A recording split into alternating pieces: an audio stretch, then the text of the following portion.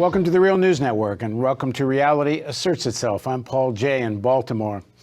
Of all the official narrative that tries to explain the world in the interests of those who control U.S. foreign policy, perhaps nothing is as powerful as the influence of how the media covers Israel-Palestine, a country which is cleared by the United Nations and independent journalists and commissions that have investigated the situation. Israel clearly has an illegal occupation of Palestinian lands. It has committed war crimes in its attacks on Gaza and other places. Yet the prevailing public opinion, and certainly the prevailing media and political opinion, is Israel's the victim in all of this. There's a new film that tries to explain why Americans think this way. The film is called The Occupation of the American Mind, Israel's Public Relations War in the United States. And now joining me is the executive producer of the film and the narrator of the film. First of all, in the studio is Sat Jolly. He's professor of communications at the University of Massachusetts and founder and executive director of the Media Education Foundation. Sat's been involved in the production of more than 75 films, most recently, as I said, executive producer of The Occupation of the American Mind. And joining us from Los Angeles is Roger Waters. He's the narrator of The Occupation of the American Mind. He's an English musician, singer-songwriter, and composer, best known as the bass player, co-lead vocalist, lyricist, principal songwriter of the very famous band Pink Floyd. Over the last few years, he's emerged as a prominent advocate for Palestinian human rights. Thank you very much for joining us, Roger and Sat. Pleasure being here. Roger, let me start with a somewhat personal question to you, and then we'll kind of get into the film more. One of your best-known songs is The Wall. You made a film with the name. The wall, which is the separation wall between Israel and Palestine, or the current occupied territories, has become a major symbol for you in terms of the way you've written about the wall, a passion for you politically. You've talked a bit in previous interviews about breaking down your own personal walls. This wall's a metaphor at many levels for you. When this sort of wall about not just being political in terms of having opinions and thinking, but breaking down that wall where you decide you have to put your neck out, you have to be an activist, you have to actually get out and change the world in a very active way. Why is it the Israel-Palestine question that seems to be the one that galvanizes you? Well, I've seen that wall. I mean, I saw that wall 10 years ago. I went to Israel. They tacked a gig on at the end of a European tour in Tel Aviv. And that was really the start of my involvement in all this, because I accepted to do that show.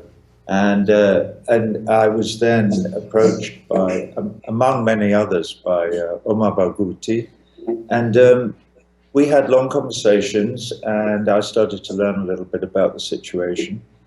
And in fact, I cancelled my gig on his and many hundreds of other people's recommendations. I did perform in Israel in 2006, but I moved the show to a agricultural community called Neve Shalom, or Wahat Asalam, I think is the Arab name for it, which is about halfway between Tel Aviv and Jerusalem. And it's an ecumenical community where Jews and Arabs and Muslims, Christians and Druze all live together and grow chickpeas, and their children all go to the same school. And so it's a very cool example. So we did the gig there. And it was a huge success, but I realized that I was playing to an entirely segregated audience. There were only Jewish Israelis there. And also at the end of the show, they were extremely enthusiastic, I have to say, and very knowledgeable about the work that I was doing. But at the end of the show, when I made a very short speech about how they were the generation of Israelis who needed to start communicating with their neighbors and make peace, they went very, very blank. This was not in the script, and they are following a script. And what Sut's movie is about the fact that the citizens of the United States of America are also following the script. And the scripts are remarkably similar because they both derive from the same Orwellian Ministry of Truth, which is the campaign of Hasbara, or the explaining of the Israeli situation to the rest of the world. And so that was one indication that I had in 2006 that things were kind of screwy. I went back in 2007 under the protection of the United Nations, and I traveled around the West Bank extensively with a lovely woman called Allegra Bacea, who was working for UNRWA at the time. Is this when you made the film? Yeah, we made a little clip of spray painting slogans on the wall in around the refugee camp in Bethlehem. But in traveling around the West Bank at that time, I had meetings with some of the elders in the refugee camp in Jenin up in the north, and I drove all the way down there, through the east as well, all the way down the Jordan River, and came back through Jericho. And it's chilling when you actually see it with your own eyes, to see apartheid in operation in a country that is almost entirely supported by the United States of America, that makes claims about liberty, freedom and equality and so on. In fact, it's enshrined in the constitution of this country, that all men are created equal and so on and so forth. It's chilling to see a system of military occupation being operated where there is no question of people being treated equally, that one set of people are colonizing the land and the other set of people have no rights at all of any kind. And so confronted with something like that, feelings well up, and I think it's entirely natural for anybody of good faith to say we have to organize and do something about this. Right. And Suits movie, The Occupation of the American Mind, is one of the best tools of activism that I've seen, and I was extremely pleased to be able to act as the narrative for it, right, because it very cogently tells the story of how the American public have been deceived since 1947 as to the reality on the ground in Israel. So how long did it take to make this film? And it's a difficult film to make, because as you're making it, you got to know that it's going to be hard to show this anywhere in the United States. It took us a while to make. Actually, we started this over 5 years ago. We actually had made a previous film that came out in 2004 called Peace, Propaganda in the Promised Land, which was about comparing American media coverage with European media coverage. And then, it deals with some similar issues. But then when the Gaza attacks first happened, it seemed as though something new was happening, and so we started to work on a new film. It was the first Gaza attack in 2008, and then we didn't know that while we were working on the film, that another 2 attacks would happen at the same time. That was why we worked on the film. Yeah, I mean, that was an astounding moment. The bombs raining down on Gaza, thousands of injuries and deaths, and Israel's the victim. And Israel's the victim, and there is support massive public support in the U.S. For the attacks. A resolution gets passed in the U.S. Senate. Yeah, I mean, the Senate is almost unanimous around this, and so it's that discongruence between the reality on the ground and American perceptions and opinions of it. And as someone who studies public opinion and someone who looks at public relations and propaganda, I know public opinion doesn't come out of nowhere. Public opinion is formed, public opinion is created. And so that was why I first got interested in looking at this, was how is American public opinion formed around this? Actually, my first interest in this was, I teach at the University of Massachusetts. And about 10 years ago, I started to do surveys in my class, the very first class I would have during the semester. I would ask these students, so liberal students at a liberal university, I would ask them not what they thought, but what they knew. And I asked them a question, said, okay, and so I asked them a factual question, and which was, which of the following countries has been continually condemned in the United Nations for occupying someone else's land?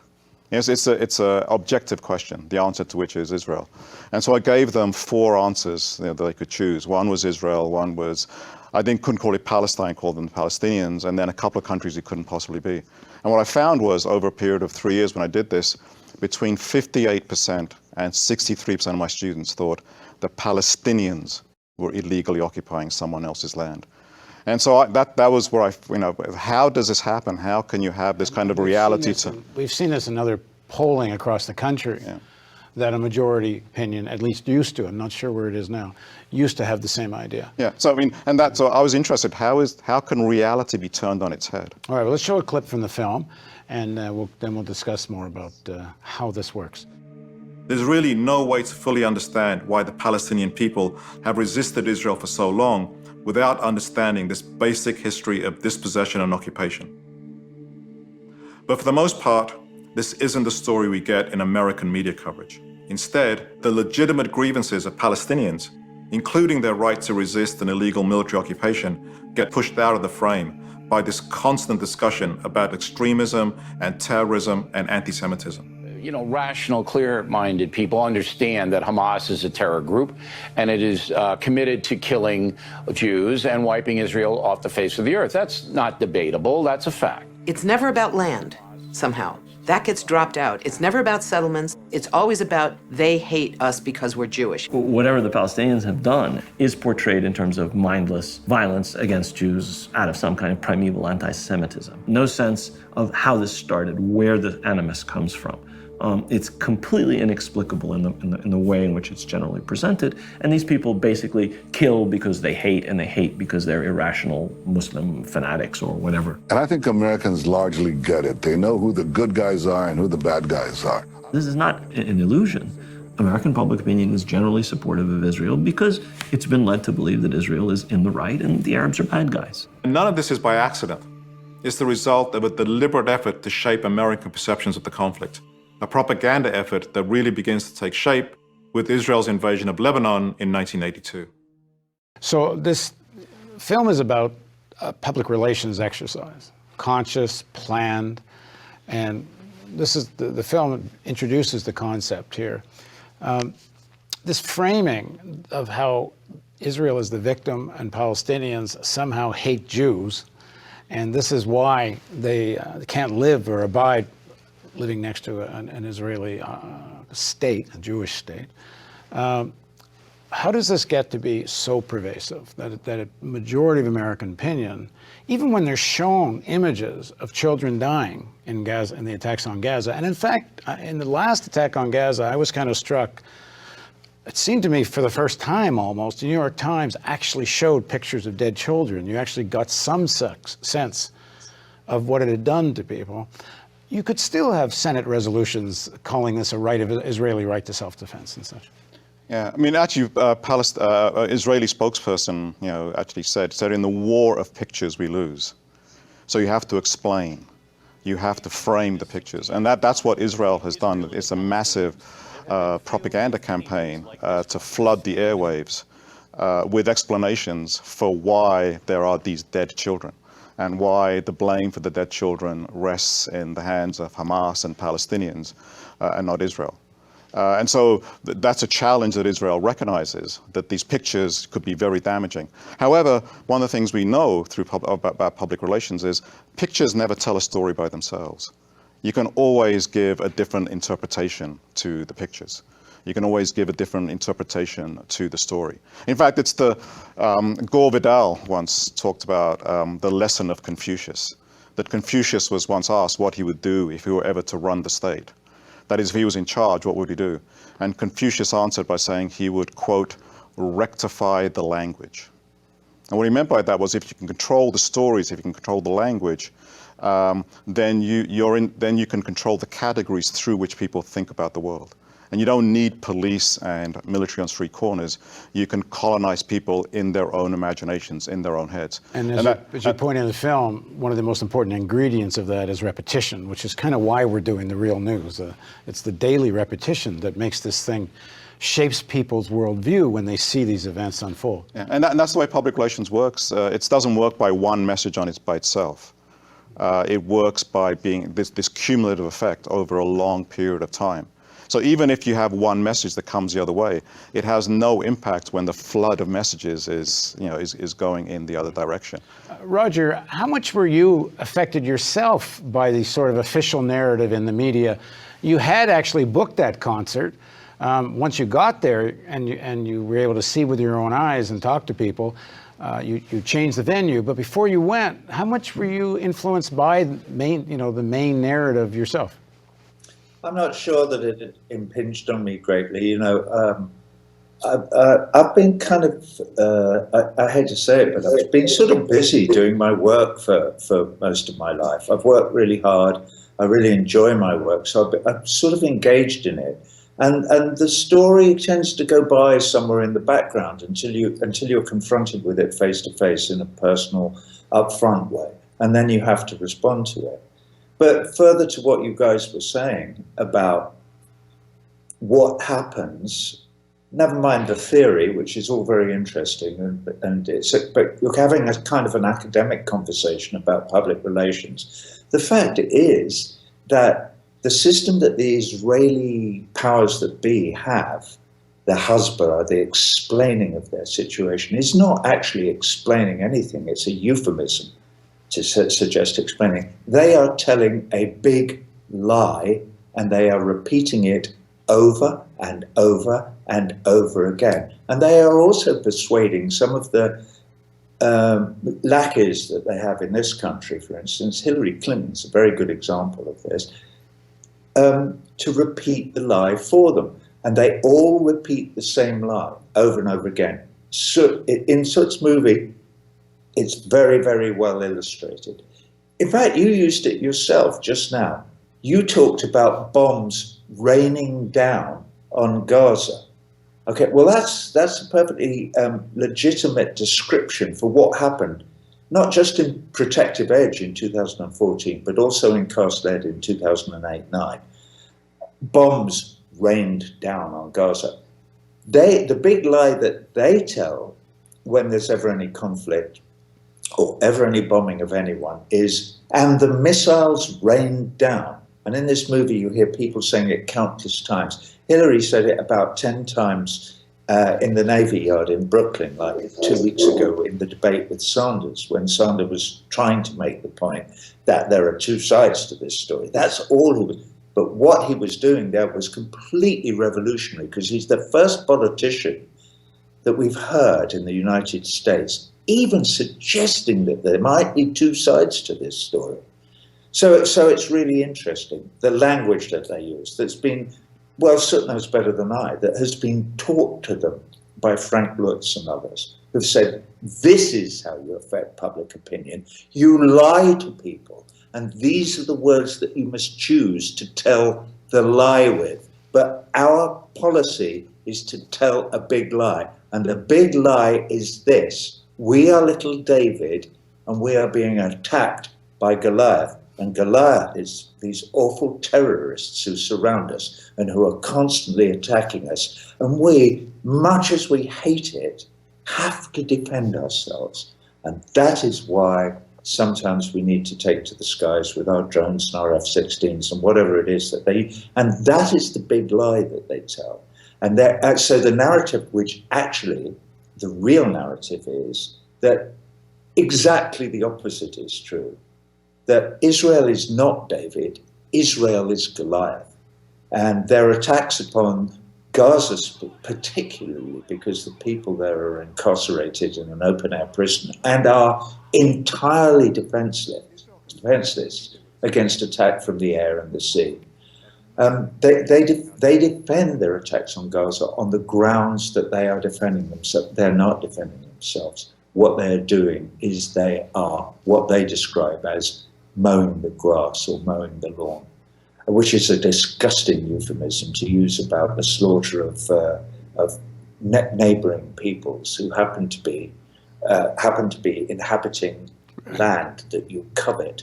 This is the real story of what's going on. The story is that the Israeli government, I'm not talking about Jewish people, I'm not talking even about the Israeli people, though a lot of them, I have to say, do support the actions of their government. But this very, very right-wing government that is in power in Israel at the moment is determined, and it's as plain as a pikestaff to see, to occupy forever all the land between the Jordan River and the Mediterranean, and between the Lebanese border and the Sinai. That is their determination, and they're doing it willy-nilly, and they're pretending not to do it. So part of their big lie is, we want to make peace with our neighbors. No, they don't. That is just a barefaced lie. But if you say that, you then get a spokesperson for the Israeli government will come on and say the lie again, exactly the same lie. They'll say it, we want peace, we're just defending ourselves. The rockets rain down, and they go on saying the same thing over and over and over again. Now, this might be okay in a country like the United States of America for the people to make up their minds about what the true narrative is, except that they're not being given a chance to look at the narrative, which is why you and I are here today to help Sud persuade the media to show his movie to the people, so the people of the United States may make up their own minds as to what's going on and who is the victim and who is the perpetrator, whether the occupying army, the IDF, or the Israeli occupation force, whether that's Goliath, whether they are the oppressors, or whether it's the people who are being woken up in the middle of the night and having their kids dragged off to prison, whether they are the oppressors. But the film has to be shown so that people get a chance to see the other side of the narrative. Okay, so we're going to continue this discussion in multiple parts, at which I hope you'll come back and watch the part 2. But before we go, how do people watch this film? We have a website. It's called www.occupationmovie.com. And you can watch the movie there. You can stream it for $5, or we hope people will give more. You can also buy the film as a DVD. And so we hope a lot of people will go directly to the site and be able to watch the film immediately after this interview. Another way you can get to the film streaming, which is I think $5 to watch the film, or you can buy a DVD, is on the Real News homepage. You'll see a copy of this movie poster. If you click on it, it will take you to the page where you can get to the film. Why isn't it on HBO? Why isn't it in one of the places where it's readily available for large numbers of cable customers, certainly, to get it without them having to search around the net and without them having to find this particular website or without them having to look for it? This is important information for every citizen of the United States to have at their fingertips. It should be in every home so that people can look at it and then they get a chance to start forming an opinion about the situation vis-a-vis Israel-Palestine. Well, why it's not on Netflix or mainstream media, we are going to get into exactly that topic as we work our way through the interview. So please join us for part 2 of our interview with Sud and Roger Waters on Reality Asserts Itself on the Real News Network.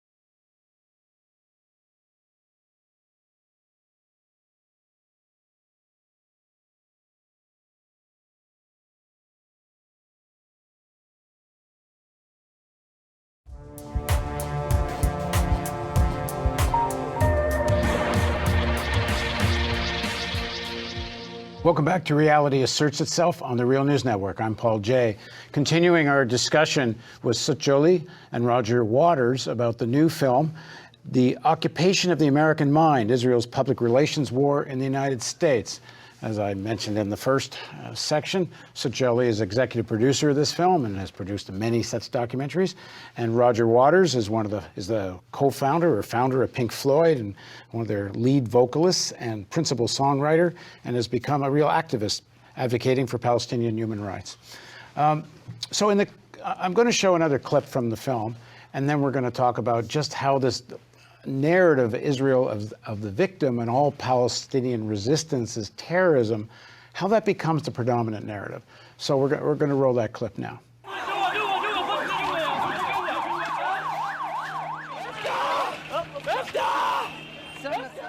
Israel can saturate the media with its spokespeople, but there's still the problem of massive Palestinian casualties showing up on television screens. You can't make those images go away. An Israeli official actually said, "In the war of pictures, we lose." So you need to correct, explain, or balance it in other ways. Here again, the Luntz document spells out which talking points have been most effective in spinning the brutal reality of Palestinian casualties. He says the first thing the pro-Israeli spokespeople should do is to express empathy for the innocent victims. Unfortunately, innocents do get hurt, and we really grieve that. We're sad for every civilian casualty. The entire situation is tragic. Once you've done that, Luntz says, you also have to get people to empathize with Israelis by describing what life is like for them, living in constant fear of Hamas rocket attacks. So again and again, we hear the focused, tested phrase that the rockets are raining down on Israel. We have thousands of rockets raining down on our civilians. Rockets were raining down on Israel. Any advertising executive will tell you the essence of propaganda is repetition. Rockets raining down on southern Israel. Rockets raining down on Israel. Well, Hamas rockets rain down on Israeli border towns. Then Luntz tells PR spokespeople to turn the tables and ask the American people, what would you do? So what would you do in the United States? Can you imagine what America would do if it were facing a similar threat? We always try to ask you the question we ask ourselves. What will you do? What would you do? What would you do if more than 3,000 rockets had been fired on your cities? What would you do? 3,000 rockets. What would you do if terrorists were tunneling under your frontier? What would you do if 3 kids are kidnapped because of a tunnel network? What sort of question is this? Of course, anybody would act to defend themselves against unprovoked aggression, but it is a question that is completely devoid of any context. What drives the society to a point where after multiple devastating wars, they continue to resist with these most feeble methods? They don't want you to ask that question. They don't want you to ask what is behind this. What's the history here? Who are these people? Where did they come from? Why are they so desperate? No, they want you to understand Israeli behavior. Israeli behavior is always characterized as a reaction to unprovoked violence. So the point you're making here is that this is no accident. This is a very calculated PR plan, the way Procter & Gamble rolls out a new toothpaste, which I guess with even some of the same kind of methodology and technology. Talk about how this developed. Well, the start of the modern campaign we can trace back to 1982. And in fact, American audiences would be stunned at the kind of coverage that the American networks gave to the Israeli invasion of Lebanon in 1982. It was incredibly critical and showed the horror of both the invasion and then the slaughter at the camps of Shabra and Shatila. And Israel was horrified at the kind of, at real journalism taking place. And they essentially said, we can't let this happen again. And so they set about with a very calculated, coordinated campaign, which they called the Hasbara Project, that was going to be designed to control the discourse in the United States. And there was a conference that took place in 1984 in which they gathered together many people, experts in public relations, in advertising, in communications, to come up with this strategy. Okay, let's roll a clip from the film, which is about exactly this conference. 2 years after the Lebanon invasion, the American Jewish Congress sponsored a conference in Jerusalem to devise a formal public relations strategy known in Hebrew as Hasbara. Participants included PR and advertising executives, media specialists, journalists, and leaders of major Jewish groups. According to a brochure from the Congress, no single event brought home the need for a more effective Hasbara or information program more persuasively than the 1982 war in Lebanon and the events that followed. As one conference participant put it, Israel is no longer perceived to be Little David, but Goliath steamrolling across the map. The primary aim of the conference was to develop strategies to spin unpopular Israeli policies and to counter negative press coverage by shaping the media frame in advance. News doesn't just jump into a camera, a conference delegate said.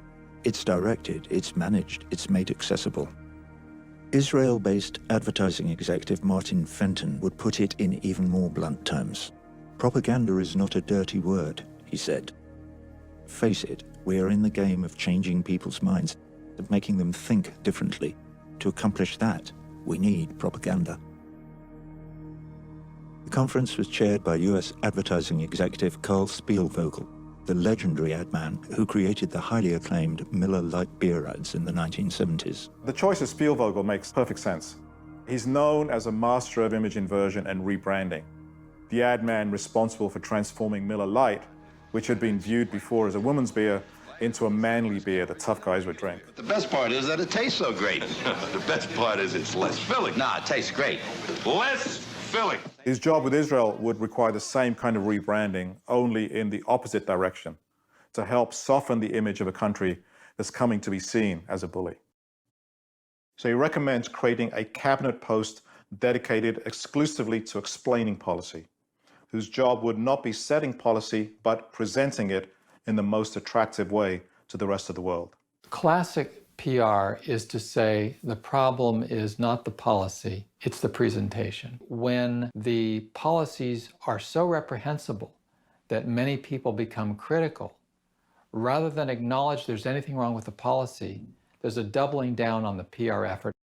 So, Roger, talk about a bit about the clip we just saw and how and why you think this campaign has been so successful. Well, that's a very interesting point. Why it's been so successful? Because it's so transparent, and any rational man would think this cannot possibly work. But unfortunately, there's a lot of precedent for this particular technique. You know, if you tell the big lie often enough and loud enough, people will believe it. And you know, as is explained in this thing, in that clip, this has been used to sell soap powder or shampoo or motor cars often in the past, and it's used now to sell policy. And so it's exactly right that everything changed in '82 after the invasion of Lebanon. So I think it's about getting spokespeople as well, particularly politicians, to repeat the mantra. And this is one of the problems with the fact that Congress is for sale in this country, particularly after Citizens United, that the disastrous ratification of that bill by your Supreme Court. And so, which means effectively that members of Congress, both the Senate and the House, are for sale. You can buy them. And we all know that, and everybody knows it. But it's kind of something that people prefer not to talk about, because if you had owned up to it, you would need to start looking at the whole way that your society works and the politics of the United States in a grown-up and rational way, which would be very, very difficult, based as the whole thing is on commerce. I know I'm rambling, but you know, it's a complex issue. So if we get back to Hasbara, they have discovered that they can do it. They can operate policies that are murderous and genocidal and operate apartheid, which is a dirty word here particularly, but all over the world it's a dirty word, and recognize that apartheid is unforgivable and indefensible. And yet the Israelis operated in the territory that they occupied in 1967. And nobody says boo here. And you're asking the question, well, why does nobody say boo? Why is there no response to any of this? And I think Sut can answer that question much better than I can, because I confess I'm flabbergasted and flummoxed whenever I come up against this question, because their answers are so clearly a tissue of untruth that for us, we the people cannot see through it, and that still large numbers of us support Israeli policy, is very hard to penetrate. Ask Sut, he'll tell you. All right. Well, he's here. I'll ask him. Yeah. And not only do you find this, support for Israel, even in the midst of an attack on Gaza, and I should point out that even a Bernie Sanders, who took, recently a much more balanced and complex view of how America should approach the question, but even Sanders voted for the resolution saying Israel had a right to defend itself at the time they're bombing Gaza. So, even in the Democratic Party, you have people with relatively progressive ideas. They oppose the war in Iraq and other things. And here I'm not isolating Sanders. There's others certainly far more in this way. But they see Israel as this sort of outpost of civilization or something, and surrounded by, the forces of anarchy and chaos. And they kind of really internalize that. The right to defend itself is part of the Frank Lutz mantra, because it covers a multitude of sins with one simple phrase that sounds, on the face of it, defensible. But defending a country like Israel by operating a collective, murderous, genocidal policy upon a neighboring people who are entirely under your control is not defense. It is aggressive beyond all imagination. All right, so this is the slaughter of people locked up in a concrete pen and kept there with guns, tanks, planes, ships, navies, machine guns. They are contained in a prison. It's exactly as if they were all in prison. And then if some of them resist, if some of them say, and I'm not defending the use of Qasim rockets to fire into farmland in Israel, which is where they go. They do not rain down on cities. There has never been any raining down of rockets, and certainly they have caused almost no casualties. The fatalities caused by rockets fired by Hamas or whoever else in Gaza are tiny, certainly by comparison with the loss of life that Israel causes with its hugely sophisticated weaponry when they attack this imprisoned population. So it's not defense. It has nothing to do with defense. That is the propaganda. That is the hasbara that is repeated. And Obama said it repeatedly. Hillary Clinton says it. Every politician, even Sanders, as you say, he said it because it's something that you have to say. It's obligatory. You say Israel has a right. Of course Israel has a right to defend itself. All states have a right to defend themselves. People who don't have a right to defend themselves, of course, are the Palestinian people, because they don't have a state. They are a stateless people. They are an inconvenience on the land between the Jordan River and the Mediterranean. And that is what this is about. This is what Sut and I are working for. We believe that these people should have rights like everybody else does. None of us would, for a second, live under a situation where we had no civil rights, no rights to our own, to religion, to anything, no vote, nothing, where we were considered second-class citizens. We would resist. Now they, to their eternal credit, have resisted by and large in peaceful ways. And they've done it as much as they can, but you can only push people so far, and they will respond. And they have a moral and legal right to respond to military occupation. So there's been a particular war in this PR war on American university campuses. And it's interesting that as the BDS movement has grown, but it certainly predates the BDS movement, it's been considered a very serious front of struggle for this PR campaign. Talk a bit about it. The PR campaign is based around, the film is called The Occupation of the American Mind, and they've managed to occupy the American media so that this narrative is everywhere. And they've managed also to occupy the American Congress.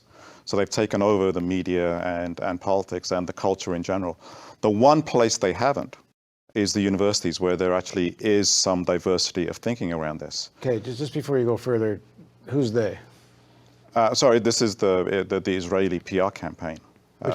Which means the Israeli state. Is the Israeli state. Some major funders in the United States, Chaim Saban, Sheldon Adelson, and some others. And also the American government itself. I mean, this is not Israel, controlling a government that wants to do something else. The reason it's worked so well is that the interests of the American government are very congruent with the interests of the Israeli state as well, which is why it's worked so well. Because this is the narrative of the president, the State Department. So this is not just an Israeli narrative, it becomes an American narrative as well. I want to talk about the campuses. But the campuses, I mean, I think it's very significant. It's the one place where there is any diversity of thinking around these issues. And so now, of course, the Israeli PR campaign has turned its focus there. And it's become, I mean, I think it's almost the last stage where this battle will be fought. But I think it's significant when American students actually have a choice. When American students actually have different perspectives, it's not surprising then that their opinion changes, and that is what the PR campaign is scared of. The PR always has two aspects. One is control the narrative, and the other one is maintain a monopoly, make sure there's no counter narrative. And on the universities, you're starting to have a counter narrative, and a very effective counter narrative.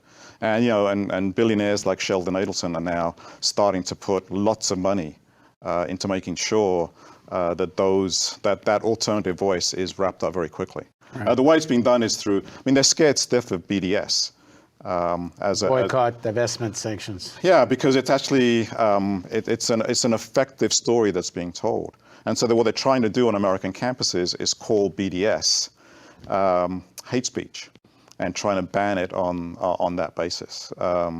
We're in the middle of that. I mean, where we will end up on it will depend upon how we struggle against it. And there's places in Canada and even in Europe, in certain places, where this whole idea of BDS is so equated with hate speech, they're trying to make it illegal, advocating of it. Roger, one of the things that it seems to me helps drive this thing being that critiquing Israel is anti-Semitic, it's anti-Jewish, which is at the core of, you could say, this PR campaign. And one of the reasons why people can see images of children dying and images of the war and somehow get their head around, oh yeah, it's collateral damage and it's really these people's fault because they hate Jews. One of the reasons that works is there's a kernel of truth in the sense that while not all critique of Israel is anti-Semitic, some is. And there's certainly a deep-rooted history of hating Jews. Of course, this is more a European phenomena than an Arab phenomena. But for a lot of people, they don't get, because of the cultural history of Judenhass, that what's going on is not that. But isn't that an important piece of this?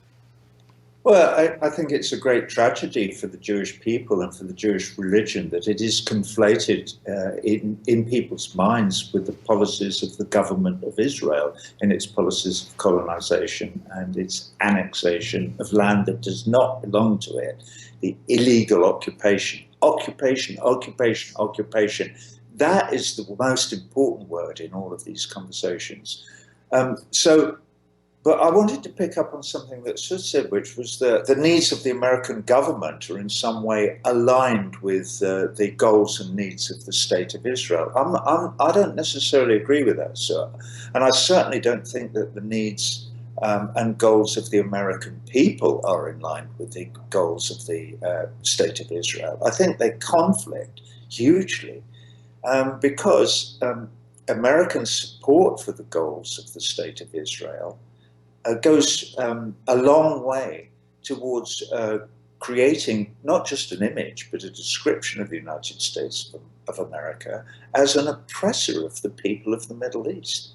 And in consequence, it creates a lot of enmity towards this country, the United States of America, in that region as a whole. I think that the unthinking automatic support of the State of Israel in its policies vis-a-vis its surroundings is actually bad for the people of the United States of America.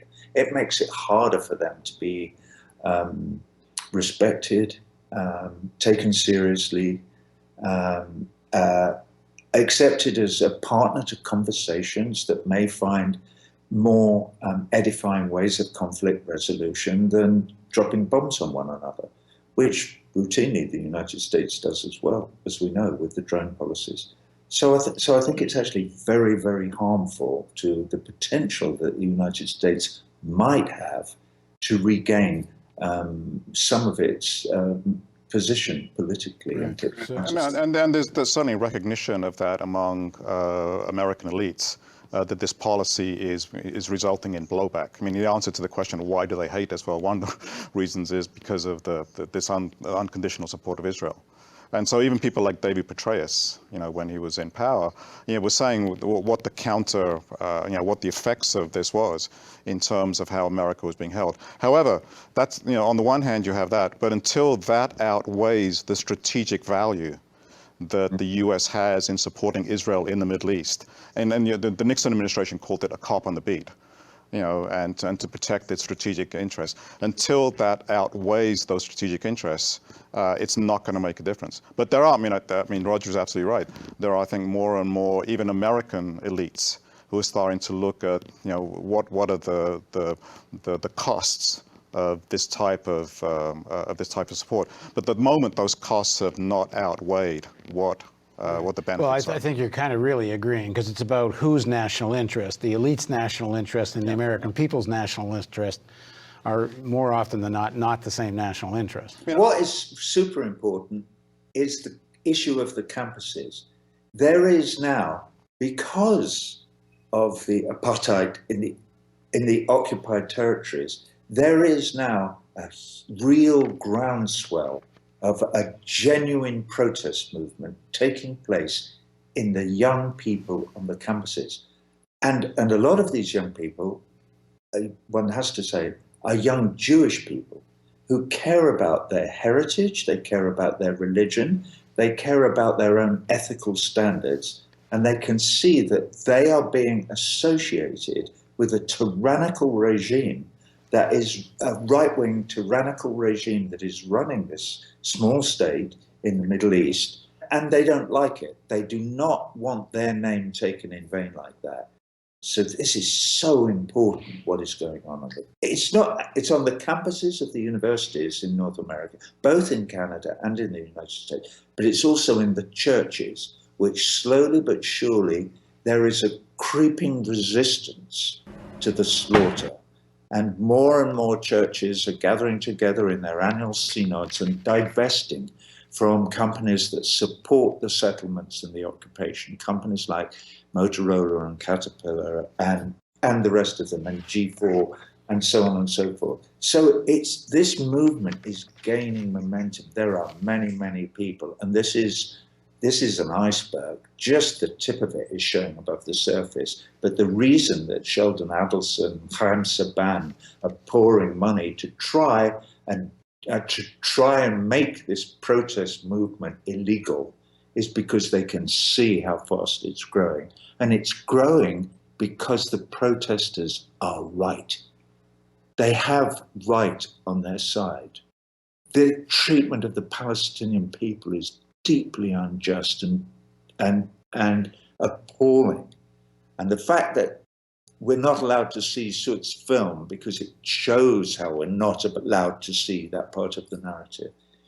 I'm just so glad that the Real News is taking the time and the trouble to expose this to people. Hello, everyone. Maida Moreno in the Fundamentally newsroom. important to all of our humanity, not just the students, God bless them, who are protesting on the campus. So tell us one more time, as we know, you can't see this on Netflix, at least not yet. Maybe if everybody writes Netflix and screams that we want it, that's an idea.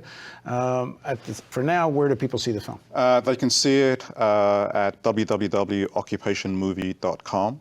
And you can stream it there, and you can buy the DVD as well. And one of the strategies that we have, I mean, we want as many people to see it as possible. I mean, we wish we could give it away and it'd be available for free. It cost a lot of money to make that film. Yeah, it cost us over $500,000 to make this film, and and trying to get it out we knew it was going to be a struggle. We didn't actually realize it was going to be as much of a struggle as it has been. We thought we would be blanketed from the mainstream media just because of what the movie is about. You're not getting another way you can get to the film streaming, which is, I think, $5 to watch the film, or you can buy a DVD, is on the Real News homepage. You'll see a copy of this movie poster. If you click on it, it will take you to the page where you can get to the film. As people who watch the Real News, they know I'm a documentary filmmaker. That's really my background. And this is a good film. But you're not getting into film festivals. No, we're not getting into any American film festivals. We're getting into some foreign film festivals. Yeah.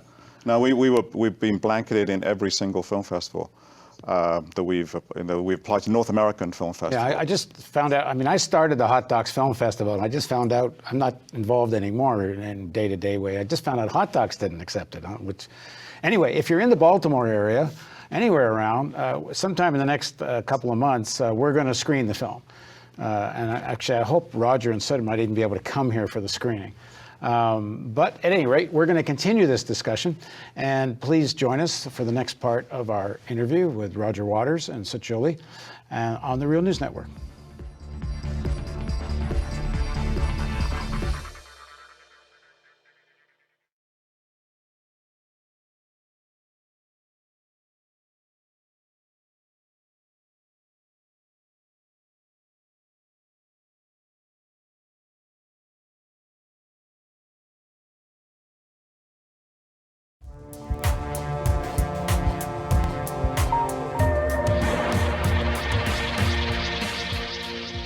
Welcome back to Reality Asserts Itself on the Real News Network. I'm Paul Jay in Baltimore. We're continuing our discussion with Roger Waters and Satchuli. We're talking about the new film, The Occupation of the American Mind, Israel's Public Relations War in the United States. And you really I'm not going to introduce the guys again, because you really should go back and watch this from the beginning, because I think it's a fascinating interview. The importance of the next clip we're going to show you is that even some of the most liberal major media commentators buy in to the same narrative, Israel's victim, and seem very reluctant. And some of these people should know better, or really do know better, and don't want to say so, including Rachel Maddow. So here's a clip from the film. Look at how American media covered Israel's 2014 attack on Gaza. A keyword search of all the major networks showed that over the course of the 51-day assault, Israel's ongoing military siege and blockade of Gaza were barely mentioned compared to the thousands of times Hamas rocket attacks on Israel were mentioned. Why is Hamas launching missiles into population centers of Israel? The basic propaganda frame is built into the very assumptions journalists bring to the table. Since Israel pulled out of Gaza in 2005, 8,000 rockets have been fired from Gaza into Israel. This is how propaganda works.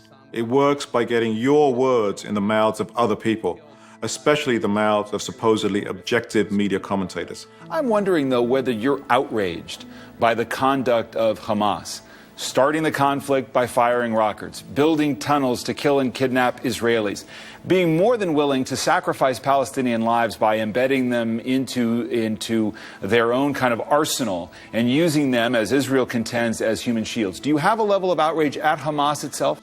It doesn't seem like propaganda at all. It just seems like news. And this goes across all the major media, including the supposedly most liberal. Look at Rachel Maddow on MSNBC, who's known as the leading progressive voice on mainstream television. She did only 4 segments on the war. And during these few segments, she never once mentioned Israel's ongoing occupation of the West Bank or its siege and blockade of Gaza, and never once mentioned the fact that the US has armed Israel with the very weapons that were being used against the defenseless civilian population. Instead, choosing to frame the invasion as part of a senseless cycle of violence perpetrated by both sides. It's been a constant cycle of fighting between Israel and Hamas for the past several years in Gaza. And the fighting and the cause of the fighting feel terribly familiar, because this is basically a recurring war. And if it feels like deja vu, feels like, ugh, I've heard all of this before, you are right. Because this really does keep happening over and over and over again. Rachel Maddow, the most important woman on MSNBC, the leader when it comes to politics, in 6 weeks of war, never mentioned the word blockade, occupation, illegal settlements, never mentioned the support that Congress have for Israel, unconditional amount of money, billions of dollars. What is that? What a disappointment. Our media operations, national media, is a scandal when it comes to Israel. That was Rachel Maddow, essentially doing the same thing as the rest of major media, including whether it's Fox or NBC or so on. Roger, you wanted to say something about the clip. Well, yeah. It's a thing as well about the mainstream media, is that if you don't toe the party line, if you don't follow the line, and very particularly on Israel, you will be fired. You will lose your job. So it's no huge surprise that everybody takes the same line and says the same thing. Because people care about their salary at the end of the day, and people can be bought, and people can be sold. That is the nature of life in this country, and it's really sad. I mean, it's interesting.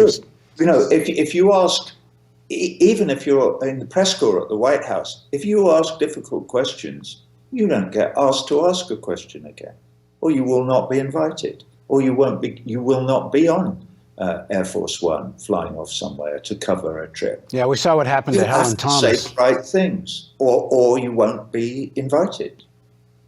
Yeah, Helen Thomas, I don't think it's mentioned in your film, but it's a very good example of what happens to a journalist who's a veteran White House journalist in the front row because of her seniority, and they hound her out of the press corps for asking exactly the kinds of challenging questions Roger's talking about. Yeah. I mean, right. So on the one hand, there's the control of the narrative. At the same time, there's this culture of intimidation. So people are just scared to even, to ask basic questions around this, because they know what happens when you do. When you try and humanize the Palestinians in any way, you're immediately shut down. In the film, we have the example of Ayman Moyeldin, who was an NBC reporter who was playing soccer with 4 kids on the beach in Gaza, and just before they were killed by a missile. And when he posted the reaction of the parents to this, to the loss of their kids, NBC's reaction was to pull him out of Gaza. I mean, that when reporters see that, when reporters see what happens when you try and do the job of journalism. I mean, essentially, American media have given up journalism when it comes to this issue. Yeah. They've just given up trying to be journalists. I critique Sanders for being part of that Senate vote that Israel has a right to defend itself. But on the other hand, what he did say when he spoke recently about his Middle East policy, and actually said there's such a thing as Palestinian rights, which is ridiculous that should be a thing. The media reported on it and then completely moved on as if he kind of never said it. But it did show that the sky did not fall when Sanders said that. It's not like I don't think there's any evidence that he lost electoral support, even in New York State. Maybe some. I don't think Orthodox were probably voting for him anyway. I think the Bernie Sanders moment was an incredible moment when he said that during the debate. I mean, part of what he said, even though it was very minor, he framed it by saying, of course, Israel has a right to defend itself, of course, and then he said a small part about Palestinian rights. But I think the most radical part, or the most interesting part of that, was the people in the audience cheering, which is an indication that something is happening. There is some crack amongst certain segments of the population around this issue. Well, let's show another clip from the film, which is just about this, which is in fact how the narrative is changing. And let me declare a conflict of interest in the beginning of this, because in this clip, I think it's in the clip, but in the film at any rate, there's a mention of media outlets which are not following the official narrative here, and Real News is mentioned as one. But at any rate, here's the clip. Over just the past few years, the proliferation of social media and internet news sources has made it increasingly difficult for the Israeli government and pro-Israel groups in the US to manage American perceptions of the conflict. Video footage and reporting from the ground bearing witness to the reality of the occupation are now more accessible than ever on the internet. In addition, over the past few years, a number of high-profile documentaries made by Israeli and Palestinian filmmakers alike have trained a harsh light on current Israeli policy and the repression of Palestinian rights. זה כפר קטן, קטן. מה אתם חושבים? אין לכם לב? אין לכם משפחה? כל אחד מכם יודע זה אדמה של בלעים. אתם גנבתם אדמה שלנו. At the same time, a powerful new boycott, divestment and sanctions movement has been gaining momentum and raising awareness of the occupation. While activists from the Black Lives Matter movement have been making explicit connections between police violence against African Americans and the Israeli military's repression of Palestinians. We stand next to people who continue to courageously struggle and resist the occupation. People who continue to dream and fight for freedom. From Ferguson to Palestine, the struggle for freedom continues. And all of these developments seem to be having an effect. Polls now show that while sympathy for Israel remains at all-time highs among older Americans, it has been hemorrhaging among young people. Despite the efforts of the lobby, something really striking is taking place. Lots of young people are abandoning the mainstream media and turning instead to other independent sources. So they have a totally different way of making sense of what's happening, an unfiltered view of Israel's repression. And pro-Israel operatives like Frank Luntz are in a panic. In his latest report, he calls what's happening with young people a disaster and demands that Israel supporters respond. And people have answered the call. You have powerful right-wing billionaires like Sheldon Adelson, a major donor to Republican candidates, bankrolling a campaign to silence and intimidate student activists on college campuses. But it's not working. Groups like Students for Justice in Palestine, who see what's happening to Palestinians as a civil rights issue, have refused to be intimidated. They're refusing to back down, even though they're being labeled as anti-Semitic and terrorist sympathizers. And their numbers are growing. As the discourse begins to open, more people are starting to understand this as a rights-based issue, not an issue of radicalism. This is a movement for the rights of people whose rights are being denied, who are living under occupation, who want to live in their country freely just like anybody else. You can see just so many video clips of kids having their hands smashed by soldiers with batons. You can see just so many pictures of thousands of people being killed, as happened in Gaza. And at a certain point, there's a cognitive dissonance. You realize that what you're being told is a pack of lies. The landscape is changing. As powerful as this media campaign has been, there are church organizations at the national level supporting boycott, divestment, sanctions against Israel. Major unions have adopted this, certainly on campuses. Student bodies. It's in spite of tremendous pressure being called essentially an anti-Semite. People are seeing past this. The mood seems to be changing. Well, I think it's changing on the margins and important places in the margins. So it's not a totally blanket thing anymore. There are places, young people, church groups, community groups. I think the new Black Lives Matter movement are seeing the connections between police violence in the cities here and military violence against Palestinians. So I think those connections are starting to be made, and they're being made on the margins. And I think what we have to do now is to take those cracks and make them a flood. You know, there's an important one. It's in your film where I guess it's in the clip, one of the activists from Ferguson says, you know, from Ferguson to Palestine, we're fighting for freedom. Well, we see that in Baltimore. You know, Baltimore is a city that's 65% African American. And the link between the black activists in Baltimore feeling a real kinship with the struggle in Palestine, it's quite strong. In fact, more with Palestine than perhaps anything else going on in the world. I was at a movie premiere a couple of weeks ago. It was miles ahead. I like the movie. It's about Miles Davis. But anyway, when they'd finished talking to Don Cheadle and who else was in it? I can't remember now. But a couple of reporters came over to me. One was from People magazine and one was from the New York Daily News, neither of which publications I expect much sympathy from. Really interesting. A couple of years ago, or 3 or whatever, they might have asked me this question: why are you an anti-Semite? That's what they would have said to me then. Why are you so anti-Semitic? Now they say to me, and they both asked me the same question, they said, how do you feel when people accuse you of being an anti-Semite? Now, that is a huge shift. It may sound subtle, but it's not. It opens up the question of whether I am anti-Semitic or not, which is a question that you couldn't even approach 2 or 3 years ago. It was just assumed that I was because you know, the God, what's their name? The Wiesenthal, Simon Wiesenthal, you know, organization in Los Angeles had said I was, so therefore I must be. I think it's really interesting the way even in People magazine and the Daily News, the attitude is just changing a little bit. I'm so excited by it. It's so exciting to be here now and watch this thing turning around, because the momentum is changing. The students and the churches and the people in Baltimore and Black Lives Matter joining together with their brothers and sisters in Palestine. And so it's becoming, the movement is spreading, and we care about the Black Lives Matter movement as much as we care about BDS. It's all fundamentally important because it's all about the fact that we're all human beings and there is no us and them. We are only us, and all our lives matter. And once we can din that into people's hearts, we will be unstoppable as a movement. And I look forward to that time, and it's coming soon. I believe that. Sorry, I digressed. No, not at all. So talk a little bit more about how you're going to get this film out.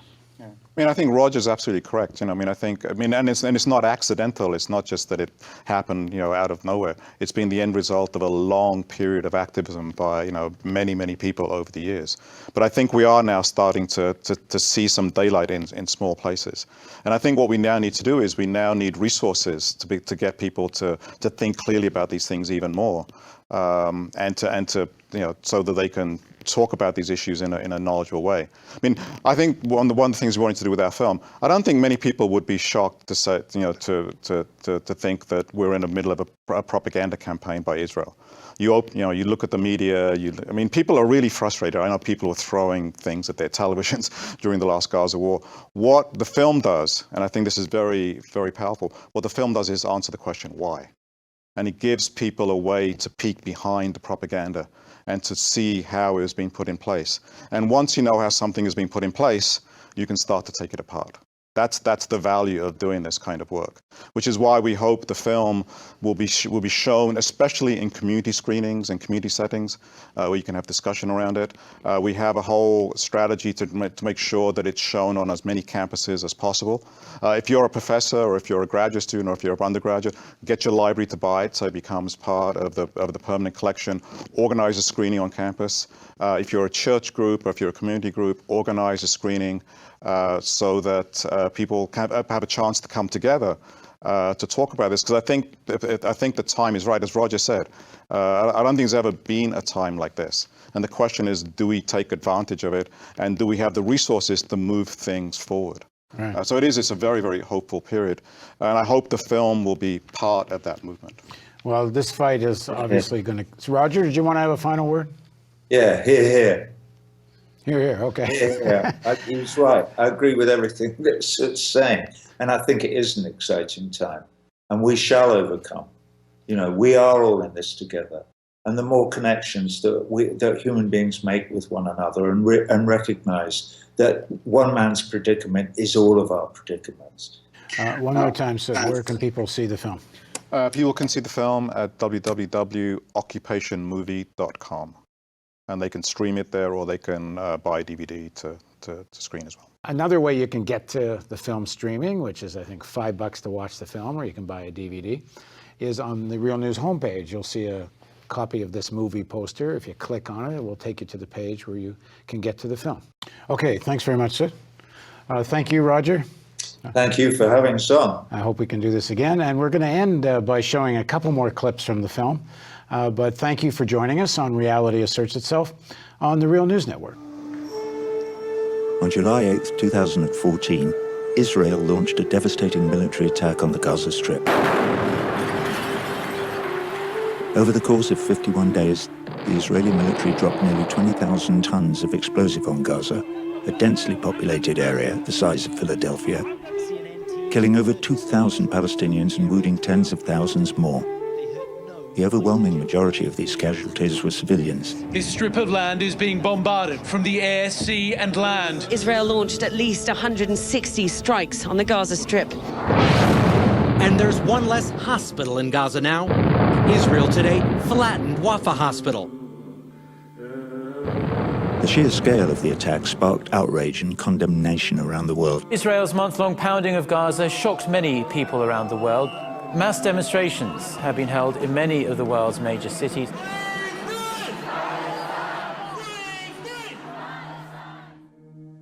But in the United States, the story was different. Polls showed the American people holding firm in their support for Israel. This is the latest CNN ORC poll of Americans. Shows 57% of those polls say Israel's action in Gaza is justified. 34% say unjustified. These numbers were striking, but they weren't new. Over the course of a conflict in which Palestinian casualties have far outnumbered Israeli casualties, the American people have consistently shown far more sympathy for Israelis than for Palestinians. It's very difficult to divorce public opinion on any question from the media coverage that people rely on to form opinions. And I think the most prevalent lesson from looking at the coverage is that the coverage tends to see this conflict from the Israeli side.